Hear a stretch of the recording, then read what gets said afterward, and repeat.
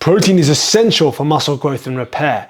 Greater fat loss is seen when comparing a high protein diet to a low protein diet. Yes, the trick is to get in enough protein daily, especially when you're busy. I'm gonna give you my top 8 protein sources so you can easily hit your protein goals. If this is your first time here, my name's Adam and I'm a registered performance nutritionist and personal trainer. When it comes to protein, we can argue until the cows come home, like on how much you need. There's been study after study. Most people that are evidence-based would recommend 0.7 to 1 gram per pound of body weight. And I've done this in the past and it's something I would still recommend. However, a recent study found that when comparing 3.2 grams of protein per kilogram of body weight versus 1.6 grams per kilogram of body weight, they found no additional benefit of consuming more than 1.6 grams. So if you're 85 kilograms, that works out 136 grams of protein per day. But the question is, how do you hit that target? The first one I've got for you is a whole egg. I'm not going to tell you to eat raw eggs like Rocky. I'm not going to tell you to eat egg whites as well, although you can. Egg whites are a great option. But in the research, when they compared a whole egg to an egg white, you saw greater muscle protein synthesis, which is a sign of muscle growth, in the group that ate the whole egg. So what do I suggest? You can have like 4 whole eggs in the morning. That will bring you to 24 grams of protein. And if you want to, you can top that up with egg whites. Say if you're making like a scramble or like an omelette. Whole eggs are also packed full of nutrients. They contain vitamin A, iron, vitamin B12, riboflavin, choline, and they're a great source of zinc and calcium. And the best way, if you want to add egg whites, is something I don't have right now, but it's like a carton of egg whites. And then you can do like 5 tablespoons, which will add an extra 5 grams of protein. Say if you wanted to top it off to like around 35 grams of protein, you could just do 6 tablespoons. Next up, chicken breasts. Chicken breasts are a staple in my diet. They've been a staple in bodybuilding diets for years. Literally, I don't mean just boiled chicken breasts, but 100 grams of chicken, like a very, very small chicken breast, is 30 grams of protein. They're extremely versatile. You can make into pretty much, I mean, anything. You can like do it like Mexican style, you can do it like Asian style, however you want. Literally, chicken breasts are a staple and I pretty much eat chicken breasts every single day. You can literally steam or roast a bunch in advance, then add them to any sauce or any dish you make. Like for example, last night I made like a pasta and I added them to the pasta at the end. The next one I have for you is Greek yogurt. Greek yogurt is a fantastic source of protein. Forget what some people will tell you, like Eddie Abu, he'll say it's not a real food. It's a very real food. And I've got the 5% fat one here. You can get like the 0% fat one, which is much lower in calories. I've got a 5% one because that's like all they sold. You can go for like high protein yogurts. I really like this brand because it's just simple. It's just milk, and then you have the cultures as well. That's it, literally. 9 grams of protein per 100 grams. If you have a 30-gram serving of Greek yogurt, you're looking at 27 grams of protein. Let's say you add half a scoop of protein to that, you're looking at 40 grams of protein. Turn this into a savory dish, like making a tzatziki, not the whole thing, but I mean like a serving of it, for example, to add protein to a specific meal. You could turn it into like a garlic dip, or you could just add berries and honey or like granola. There's so many recipes you can make with this as well. And also another option, which I don't have today, is Icelandic skyr, which can be actually a bit higher in protein, more like 11 grams per 100 grams, or like there's many different types of skyrs you can use. But Greek yogurt is probably the easiest to get, tastes great, extremely versatile. Next up, we have cottage cheese. This one's the natural one, not the low fat one. I would suggest that if you're on like a calorie budget or like a calorie deficit, for example, to get the low fat one, because you're going to get a bit less calories and that's going to give you more calories to add to meals, to add to other meals. Although there's not really much in it. You're looking at 315 calories for this tub, and the low fat ones are like 225. This has a tiny bit more protein, so 36 grams of protein for this tub. This tub was like, I mean, this is not about price, but it's very, very inexpensive. You can get cottage cheese literally all around the world. Actually, when I was in the States, I actually got better cottage cheese than this because it was like, it had added cultures to it as well. But this is good, this is fine. You can add like whatever you want to this. You can make it a savory dish. Some people will add it on to like Mexican food instead of like a sour cream to add it to food. And some people will just make a meal out of this. So all you can do with the cottage cheese is you can add in some like chicken, did I say? So add in some pineapple, some fruit, some nuts, or like some granola. You can add in some protein powder. I don't see why you would add in protein powder to this, but what you can do is add in some fruit, and then you've got yourself a meal. If you add like 2 servings of fruit to this, you've got yourself a breakfast. 2 servings of fruit, maybe a bit of honey. It is an acquired taste. And again, if you don't like it, don't force yourself to eat it.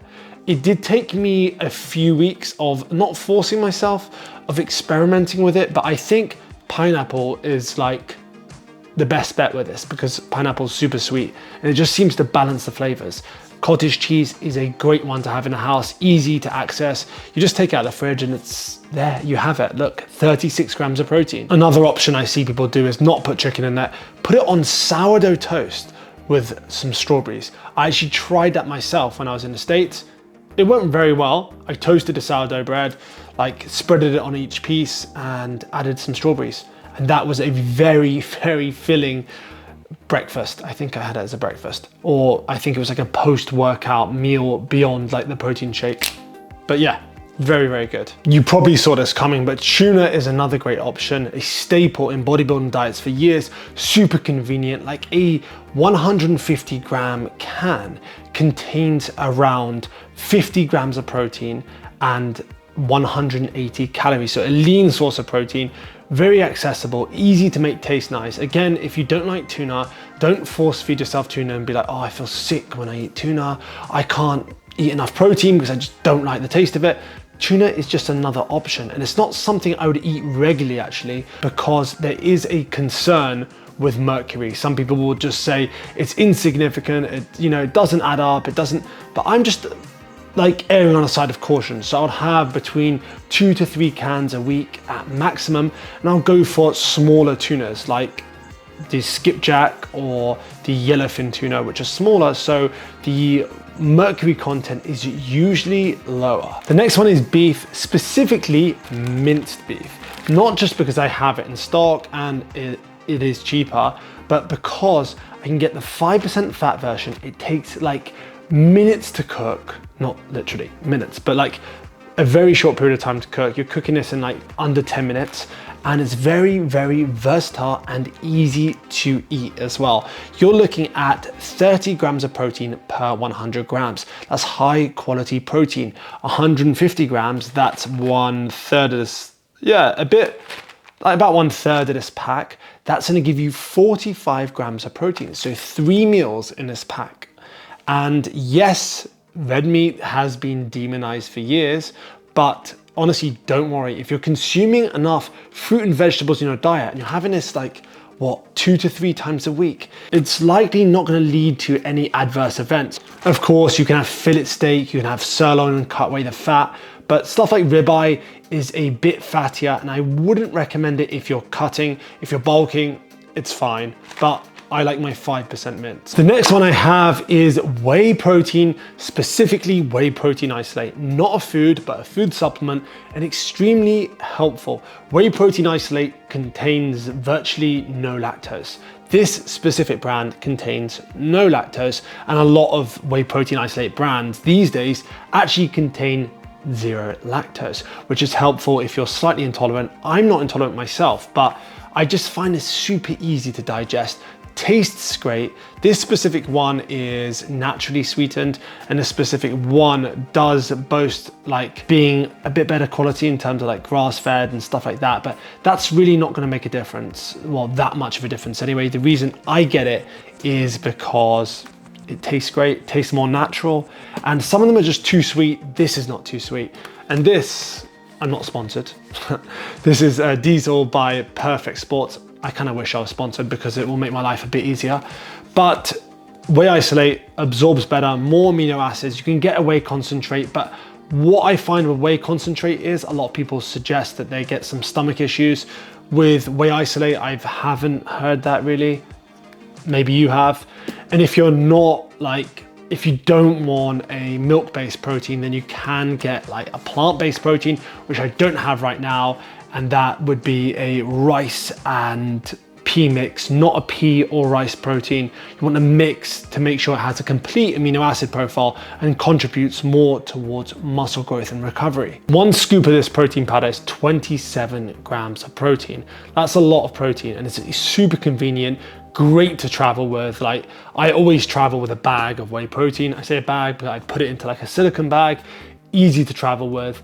And that saves me money, saves me time, and saves me the hassle sometimes when you don't have you don't have a fridge or anything like that, and you just want a quick, easy, and cheap protein. The last one is tempeh. This is actually fermented soya bean, and it is a good quality source of protein. It's more digestible than having like tofu.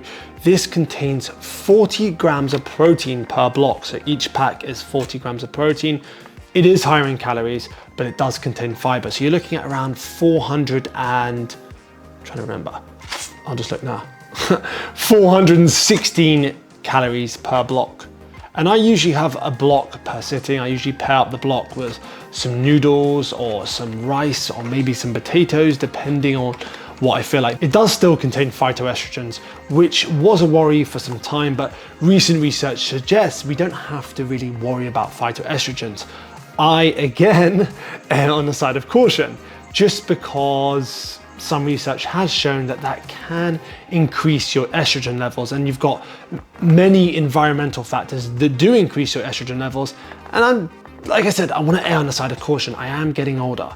So I will have maybe 2 blocks of this a week, probably most weeks 1, some weeks none, depending on what my meal plan looks like for the week.